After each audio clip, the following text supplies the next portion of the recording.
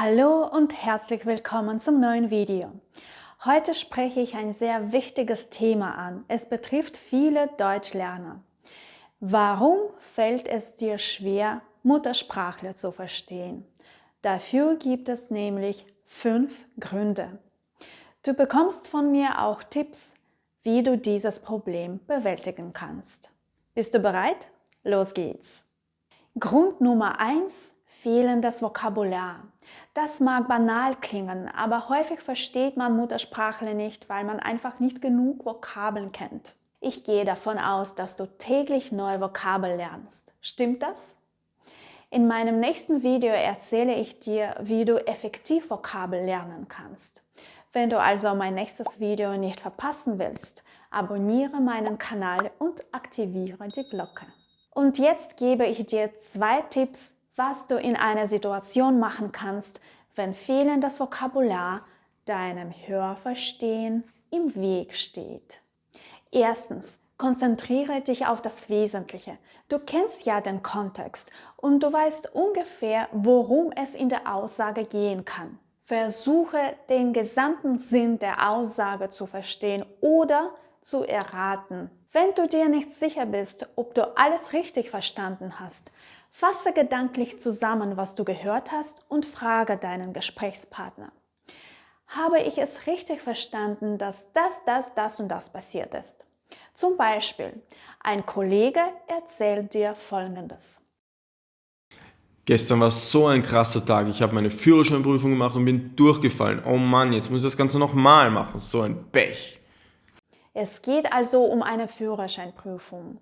Jetzt stell dir vor, du hast keine Ahnung, was dieser Satz bedeutet. Ich bin durchgefallen. Aber aufgrund von Emotionen des Kollegen kannst du feststellen, dass die Prüfung nicht so gut gelaufen ist.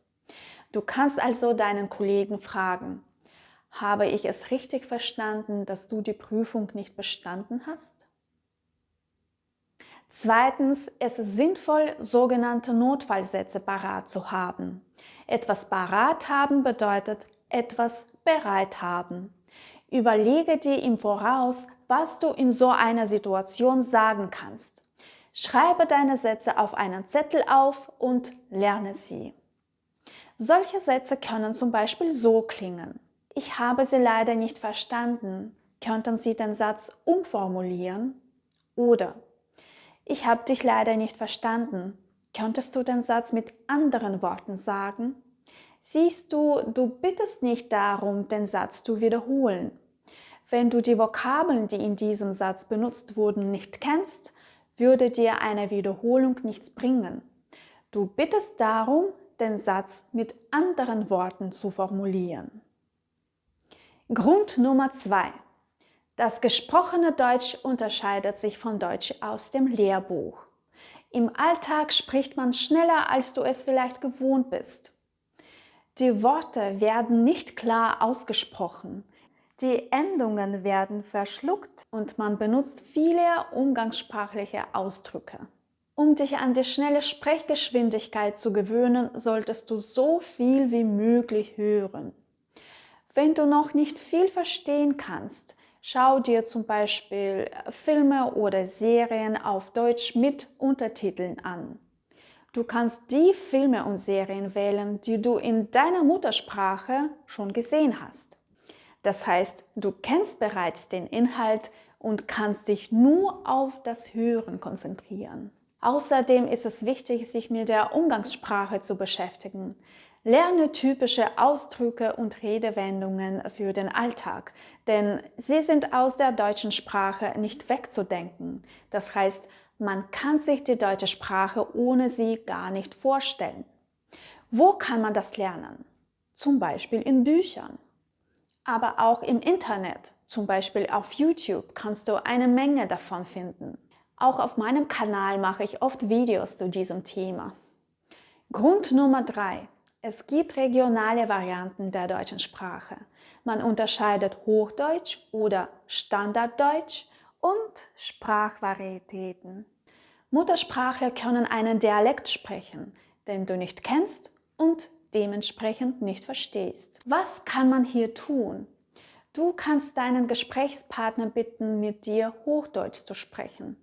Die Muttersprachler lernen Hochdeutsch in der Schule und jeder sollte es können. Wenn du in Deutschland, Österreich oder in der Schweiz schon lebst, beschäftige dich mit der Sprache deiner Region, denn diese Sprache hörst du jeden Tag. Ich habe zum Beispiel Hochdeutsch gelernt. Vor 9 Jahren bin ich nach Österreich gezogen. Daher musste ich mir Österreichisch aneignen. Es ging nicht anders. Grund Nummer 4. Du versuchst, jedes Wort zu verstehen. Trifft das zu? Tatsächlich kommt das oft vor. Man hat ein Wort nicht verstanden.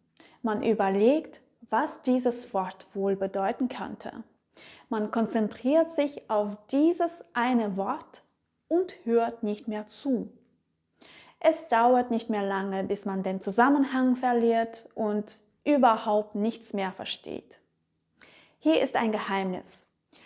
Um den gesamten Sinn einer Aussage zu entschlüsseln, ist es nicht notwendig, alle Wörter zu verstehen.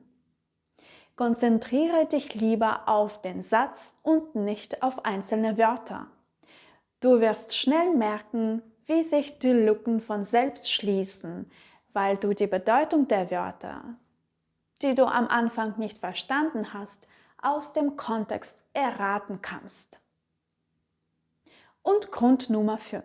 Du übst das Hörverstehen nicht.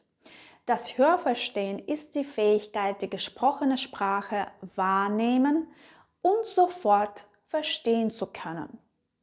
Es ist aber auch eine Fertigkeit. Das heißt, man kann es durch Üben erlernen. Das kann jeder. Es ist wichtig, das Hörverstehen von Anfang an zu üben. Umgib dich mit der Sprache. Höre so viel wie möglich. Viele Lehrbücher beinhalten Hörtexte. Fange doch damit an, dein Hörverstehen zu üben. Höre dir Podcasts, Radio oder Hörbücher an. Wenn du dich für ein Hörbuch entschieden hast, kannst du das Buch zuerst lesen und dann hören. So kennst du bereits den Inhalt und kannst dich nur auf das Hören konzentrieren. Wie ich schon erwähnt habe, schaue dir Filme, Serien oder auch Fernsehsendungen, YouTube-Videos auf Deutsch an. Wenn du noch zu wenig verstehst, kannst du die Untertitel einschalten. Achte bitte darauf, dass die Inhalte, die du dir ansiehst oder anhörst, nicht zu schwer sind. Sie sollten ein bisschen schwer für dich, also ein bisschen höher als dein aktuelles Sprachniveau sein. Sie sollten dich fordern, aber nicht überfordern. Sonst verlierst du Spaß und Interesse daran. Beim Lernen ist es aber extrem wichtig, alles mit Spaß zu machen. Daher wähle bitte die Themen, die dich auch interessieren. Wenn du noch Anfänger oder Anfängerin bist, kannst du etwas in Richtung Kindersendungen oder Kindergeschichten suchen. Sie sind sprachlich sehr einfach gestaltet, aber gleichzeitig sehr interessant und lehrreich.